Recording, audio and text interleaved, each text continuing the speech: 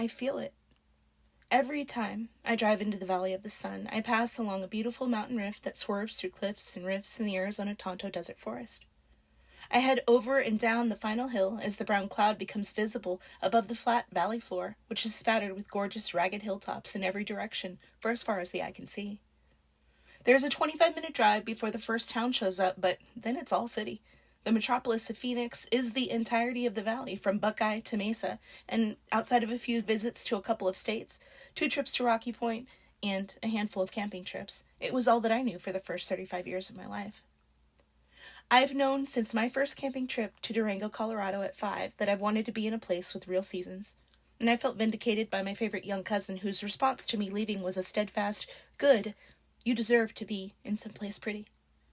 Although I had planned to be further away, I ended up in a beautiful land, and I'm content in my space. Even still, Glendale was always home, and has a special place in my heart. This all floods in as I pass through Apache Junction, and the open space begins to wane. The dirt lots and the wild space are traded for strip malls, gas stations, and restaurants. Moving into Mesa, there is some space around the freeway, but once we hit Chandler and then Tempe, there is hardly any land that can be seen along the road. Getting into Phoenix, the construction is in my face as the I-10 freeway is under expansion and there are additional overpasses being set. There's at least 3 large cranes adding to the cityscape skyline of downtown, and a drive-through makes it clear that growth is the name of the game in capitalism. The plight of the people is evident down Grand Avenue as the number of displaced and street-bound individuals taking refuge in tents is disheartening. The big kicker comes with driving the 15 or so miles around the home I grew up in. There have always been large lots of agricultural land all around downtown Glendale. The number of corn, cotton, and root vegetable fields is abundant, and I love to consider what it would be like to work on a real farm as my great-grandmother drove me to school in the mornings.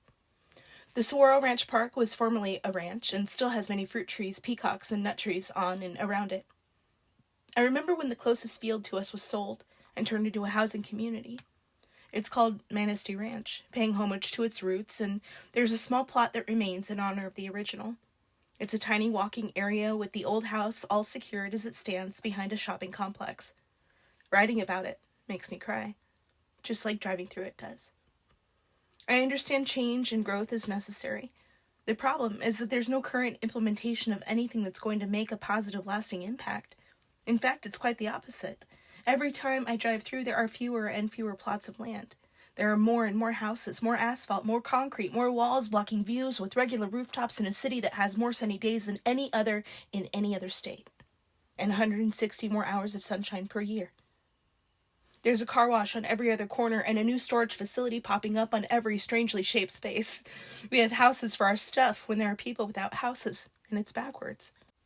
The fields on the west side of Glendale have been turned into a football stadium with all of the necessary parking. Westgate was put in, which is not just a shopping center, Desert Diamond Arena, movie theater, Tesla warehouse, and restaurant plaza, but a housing community. Across the street is a Cabela's, other restaurants, banks, the rival of the copy shop across the street, newer apartment complexes, and then Desert Diamond Casino. There was a temporary in place for 5 years while the expansion was completed. Once that was done, they've got a whole nother set of expansion stages that are set to be done. The hotel and spa is next.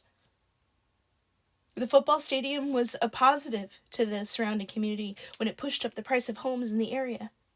This prompted the sale of lands that I once walked a full mile through as a dirt field to get to Walmart. In the almost 18 years since, it's been turned into housing communities and an open road connecting to the 101 freeway. The next newest and greatest build is the Mattel Theme Park. I drove around it while I was in the valley, and while it's going to be really cool, I cannot see how it's going to help the area in terms of the land, the temperature, the traffic, the environment. See, it's always been hot in the valley. I grew up in a house with a swamp cooler, and I remember my brother and I wetting towels to cover ourselves with to stay cool during the heat of the day. In the summer at nighttime, it'll still be 96 degrees with 0 wind factor. There is everything and all of the people in the valley, though, and the mild winters are attractive to many. As long as one has air conditioning in their car, at home, and at work, it's terrible for the first 5 minutes of cooling off, but this is changing. In 2020, Phoenix endured 145 days of 100-plus degree temperatures. This year, Phoenix had a 31-day streak of temperatures of 110 degrees or more. The White House has announced that they're enacting a plan to be at a net zero emissions by 2050. That's 27 years away, and for the life of me, I can't understand how that's going to help us. We need to be doing something now, and we could. There are public hearings that are set to get citizen feedback on these bills before they're approved. Ask the medical marijuana patients who showed up at a 2018 hearing on adding a tax to medical marijuana and were able to prevent that from happening. The thing is, we have to be informed of when they are. And usually the notification is set on a board outside of the build that's staked into the ground prior to the meeting. People are too busy living their lives in the city to pay attention, and the ones who care are generally not aware. I'm not sure how to fix it, but I know we have to do better before the land rebels.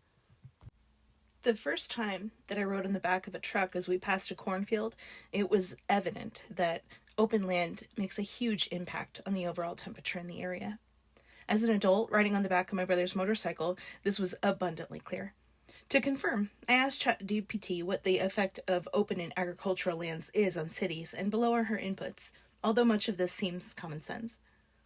Open land and agricultural land can have significant impacts on high population cities in various ways, both positive and negative. The effects can range from influencing the local climate and environment to affecting the economy and quality of life for residents. Here are some of the key impacts. Positive impacts. 1. Green spaces and recreation. Open land, parks, and agricultural areas provide residents with opportunities for outdoor recreation, relaxation, and exercise. Green spaces can improve mental well-being and contribute to a better quality of life. 2. Air quality. Agricultural land and open spaces can act as buffers, reducing air pollution by absorbing pollutants and particulate matter. These areas can help mitigate the negative health impacts of poor air quality often associated with densely populated urban areas. 3. Microclimate and temperature regulation. Open land can moderate temperatures through shade, cooling effects, and reduce urban heat island intensity. This can help alleviate the urban heat island effect, where cities experience higher temperatures due to the concentration of buildings and heat-absorbing materials. 4. Biodiversity and ecosystem services. Agricultural and open areas can host diverse plant and animal species. These spaces support local biodiversity and can provide ecosystem services such as pollination for urban gardens and urban agriculture. Number 5, food production.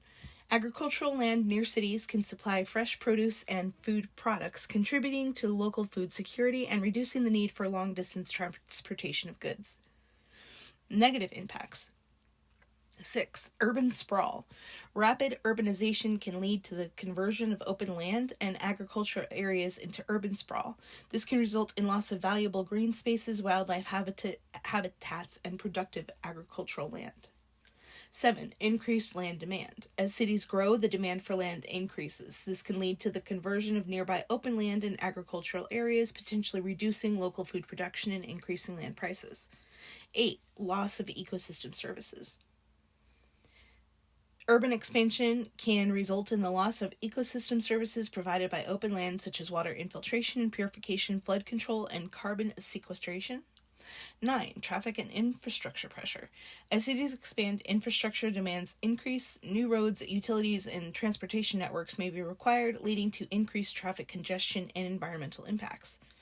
10. Fragmentation of natural habitats. Urban development can fragment natural habitats, making it challenging for wildlife to move freely. This can lead to isolated populations and a reduction in biodiversity. 11. Microclimate changes. While open land can have a cooling effect, urbanization can disrupt these natural cooling mechanisms, potentially leading to localized climate changes. Balancing the relationship between open land, agricultural land, and high population cities is crucial for sustainable urban development. Comprehensive urban planning that considers the preservation of green spaces, sustainable agricultural, and the maintenance of ecosystem services can help minimize negative impacts while maximizing the benefits of these natural areas for urban residents. From the perspective of the land, these changes are a big deal. What could a rebellion look like? With increase of temperatures, further loss of land, addition of buildings, and heat-absorbing materials, Phoenix may very well be counting the number of 120-degree days by the time the White House enacts their plan.